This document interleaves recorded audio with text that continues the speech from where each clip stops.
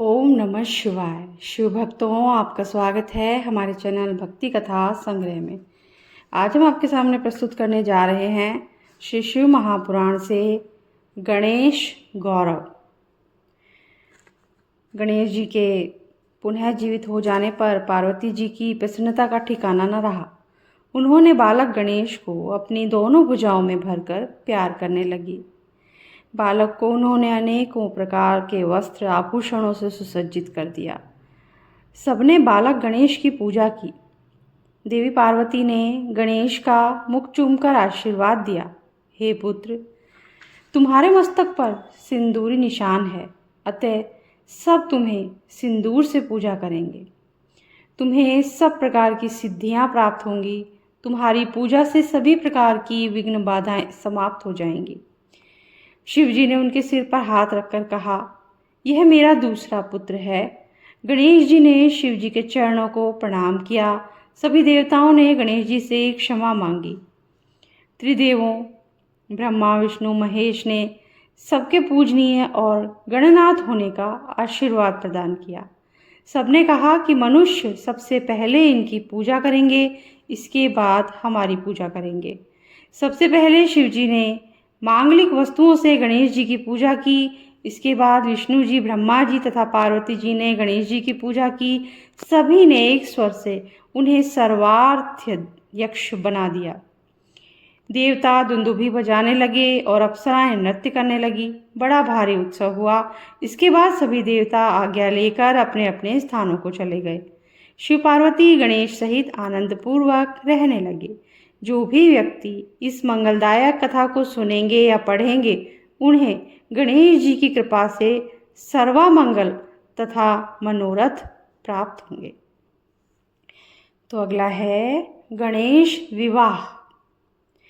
ब्रह्मा जी ने नारद को बताया, हे मुनि श्रेष्ठ, अब गणेश का लालन पालन शिव पार्वती बड़े लाड़ प्यार से करने लगे। वे कुमार के साथ खेलने कूदने लगे।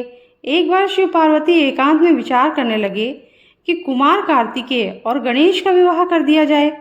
माता पिता की इच्छा जानकर दोनों भाई झगड़ा करने लगे कि पहले मैं विवाह करूंगा, मैं पहले विवाह करूंगा। दोनों भाइयों में परस्पर विवाद प्रारंभ हो गया।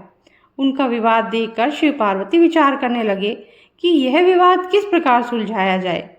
तब उन्होंने एक उपाय सोचा कि तुम दोनों ही एक समान प्रिय हो, अतः तुम में से जो पहले पृथ्वी की परिक्रमा करके आ जाएगा, उसी का विवाह पहले किया जाएगा। यह सुनकर कार्तिकेय जी पृथ्वी की परिक्रमा के लिए चल पड़े, परंतु गणेश जी ने बुद्धि लगाकर सोचा कि मुझे क्या करना चाहिए। बहुत सोच विचार करके वे माता पिता से बोले, आप दोनों सिंहासन पर विराजमान हो जाइए, मैं आपकी पूजा करना चाहता हूँ। तब शिव पार्वती सिंहासन पर बैठ गए। गणेश जी ने उनकी पूजा करके परिक्रमा की। फिर उनकी स्तुति करके वे बोले, अब आप मेरा विवाह कर दें। शिव जी ने गणेश जी से पूछा, क्या तुम पृथ्वी की परिक्रमा कर आए? तुम भी शीघ्र परिक्रमा करने जाओ। कुमार तो चले गए हैं। गणेश जी हाथ जोड़कर बोले, जब मैंने आपकी 7 बार परिक्रमा कर ली, तब आप कैसे कह सकते हैं कि परिक्रमा कराओ? क्या इसमें पृथ्वी की परिक्रमा नहीं हो गई?